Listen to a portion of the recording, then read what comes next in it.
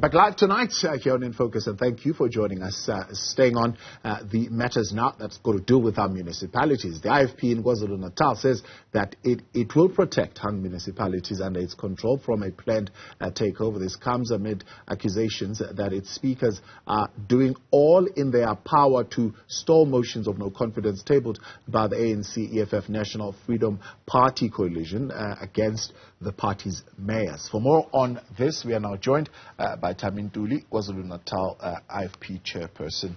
Maphumulo, good evening, and thank you very much for your time and joining us tonight on In Focus. Are you merely postponing the inevitable, especially in municipalities where you do not have a majority? I would like first to greet you, Mfumbati, and your viewers. It's not correct to say we are actually postponing the change in Hung municipalities. What actually we said as the IFP is that if it is done lawfully, we don't have a problem. But the only problem we had is wherein we saw the MEC grossly violating the Municipal Structures Act 1729 and the municipal standing rules and orders. That is the only challenge we had. But we don't have a problem when things are done legally. Then meetings will sit, but they must be in compliance with the laws that regulate local government. That is our position as the IFP. Yeah. So the charge that says that you at least your speakers are ignoring calls for meetings and in some instances are sabotaging particular meetings that would affect your mayors. I mean, is that within the laws and the legal prescripts of local government? Just to set the record straight, Thabo, there are two municipalities that received petitions. It is Nongoma local municipality and Maphumulo. Unfortunately, the petition which was sent to Nongoma was not in compliance with the standing rules and orders of the municipality.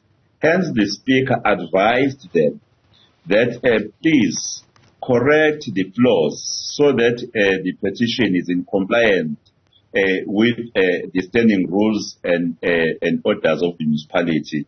Instead of doing that, they jumped to the MEC, and the MEC, instead of advising to follow the Municipal Structures Act 1729, she simply just sent a representative to go and hold an illegal meeting. Well, you know, it was a mockery the way it happened, because the notice for the meeting was actually released at night for the tomorrow meeting, not for the next day meeting, not even observing the 48 hours as per the standing rules and orders of this party, of which, as the IFP, we are of the view that the MEC should be the custodian protecting the laws of local government. It's unfortunately it's adverse here in the province of KwaZulu-Natal. That is only where we actually have a problem as the IFP. Right. So you are saying those two motions that were brought at Nongoma municipality, the only reason why they did not sit is because they didn't follow the processes. So what processes would they need to follow for them to be able to be admitted? Section 29 of the Municipal Structures Act, in fact, is categoric in guiding that if there is a view, is not even saying if there is a view, it's saying when the majority of the councillors can ask for an urgent meeting to the speaker. If the speaker is refusing, must proceed to the MM. If the MM is also refusing, must then proceed to the MEC, of which that did not happen because the first petition they sent was not compliant with the prescripts. Then the councillors who were writing the petition, they decided not to correct what were the flaws in their petitions. Instead, they decided to jump to the MEC, and the MEC deprived the speaker an opportunity to call a meeting by simply just sending a ministerial representative to go and invite the meeting himself there. It's not that the speakers of the IFP were refusing. They were saying, correct what is not compliant with the prescripts, and the MEC, when receiving the letter from the aligned councillors to her political party, simply just decided to deprive the speakers. The speakers have never refused, have never written even a single document saying we are refusing to call the meeting. Yeah. Has this, in the interim, then escalated tensions, and how do you see that kind of tension playing out, or at least being managed? You know, the IFP is a peaceful party. We did not take a route of, in fact, addressing this not in a lawful manner. We went to court, and the court confirmed our position that we were right in saying the MEC did what she was not supposed to do. Hence, that approach of the IFP, it enabled everyone to have an opportunity of listening to the court of law that had to categorically clarify whether what happened was right or what happened was not right. But we are not, as the IFP, going to hold to power at all costs, even when we see that the ANC-EFF arrangement is actually making our numbers not to correct.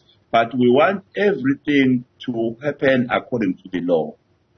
So is the next sitting going to be as chaotic as the special council sitting that we saw last month?